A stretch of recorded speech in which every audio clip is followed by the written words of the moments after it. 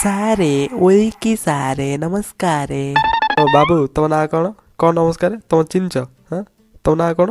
ସାରେ ମୋ ନାଁ ସନା, ମୋ ପଛପଟେ ଦିଟା ଦନା। ଏରେ ତୁ ତୁ ମୋ ସାଙ୍ଗେ ଖେଳୁଛୁ? ହଁ ତୁ ଚିହ୍ନିଛୁ ମୋତେ? ହଁ ଏଇନା ମାରିବି ଯେ ତୁ ଛେନାର ଦନା ବାହାର କରୁଛୁ, ଦନା ଫଟେଇ ଦେବେ ନା।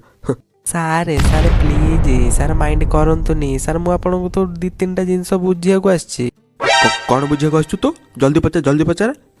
ସାରେ ମୁଁ କ'ଣ କହୁଥିଲି କି ସାର୍, କାଲି ଯଦି ମୋର ପିଲାଛୁଆ ହେବେ ମାନେ ତ ହେବେ ଆଉ ସାର୍, ସିଏ ଯଦି ଆଗରେ ବସିବ ସାର୍, ତାକୁ କ'ଣ ମୁଁ ହେଲମେଟ୍ ପିନ୍ଧେଇବି?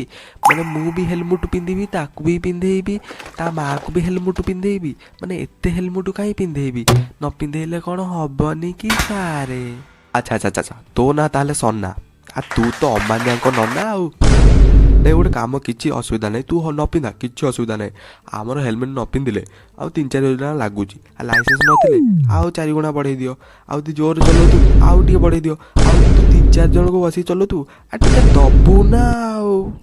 ସାରେ ମୁଁ କ'ଣ କହୁଥିଲି କି ମାନେ ହେଲମେଟ୍ଟା ପିନ୍ଧିବା ଦରକାର, ମାନେ ସେଫ୍ଟି ଥାଉ ନଥାଉ କିନ୍ତୁ ସେଫ୍ଟି ତ ଅଛି, ମାନେ ତେଣୁ ହେଲମେଟ୍ ତ ନିହାତି ଜରୁରୀ ସାର୍। ସାର୍ ଦ୍ୱିତୀୟ କୋଶ୍ଚିନ୍ଟା ଏହା ସାର୍, ଯେଉଁ ଆମର ଯେଉଁ ଟୋକାମାନେ ଯେଉଁ ଅଛନ୍ତି ସାର୍, ଗୋଟେ ବାଇକ୍ ନେଇକି ଏମିତି ଆଉଛନ୍ତି ସାର୍, ବ୍ରେକ୍ ମାରୁଛନ୍ତି, ପୁରା ପଛପଟୁ ଯିଏ ବସିଛନ୍ତି ସେ ପୁରା ଆଗକୁ ଆସିକି ପୁରା ଚେପ୍ଟି ହେଇଯାଉଛନ୍ତି ସାର୍, ଏମାନେ କ'ଣ କରିବେ ସାର୍? ମୁଁ ଭାବୁଥିଲି ସେମିତି ଗୋଟେ ଗାଡ଼ିଟେ ନେବି ବୋଲି।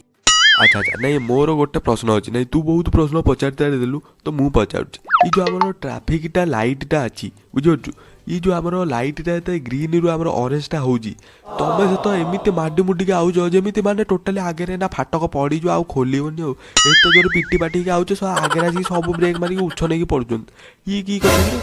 ସାର୍ ବୁଝୁନାହାନ୍ତି ବୋଧେ ସାର୍, ମୁଁ ତ ଜୋରରେ ଆସି ହିଁ ପାରିବିନି ସାର୍। ସାର୍ ମୋର ପରା ଘରେ ଗୋଟେ ଲୁନାଟେ ଅଛି ସାର୍। ଲୁନା କ'ଣ କହିଲେ ସାର୍, ଲୋକ ଚାଲିକି ଆଗକୁ ଜଲ୍ଦି ପଳାଉଛନ୍ତି, ଲୁନାଟା ଯାଉନି ପରା ସାର୍। ସାର୍ ମୁଁ ତ ଜୋରରେ ଆସି ହିଁ ପାରିବିନି ସାର୍। ଆରେ ମୁଁ ଇନ୍ ଜେନେରାଲ୍ କହୁଛି ଆଉ ଗୋଟେ ବୁଝୁନୁ ତୁ। ଆଉ ମାନେ ଏ ଯେଉଁ ବସିଛନ୍ତି ଦି ଜଣିଆ ଯେଉଁ ବସିଛନ୍ତି ମାରୁଛନ୍ତି ବ୍ରେକ୍, ଏମିତି ପଛପଟ ପିଲା ଆସିକି ଆଗପଟ ଟାଙ୍କିରେ ବସି ପଡ଼ୁଛି। ତୁ ବୁଝ, ହଁ ଏମିତି ହେଉଛି ଆଉ। ସାର୍ ଆପଣ ତ କାହିଁ କହିଲେନି ମୋ ଦ୍ୱିତୀୟ କୋଶ୍ଚିନ୍ର ଆନ୍ସର୍ଟା, ଯେ ଡିସ୍କ ବ୍ରେକ୍ ମାରିକି କେମିତି କ'ଣ ସବୁ ହୁଏ?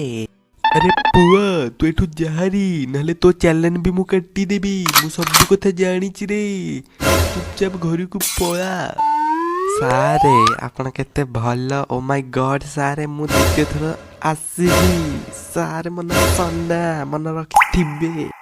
ଓ ସାରେ ସବସ୍କ୍ରାଇବ୍ ମାରିବ, ଲାଇକ୍ଟା କରିବ, ସେୟାରଟା ମାରିବ, ନହେଲେ ତମେ ଚିହ୍ନିନ ମୁଁ ଚିପି ଦେବି।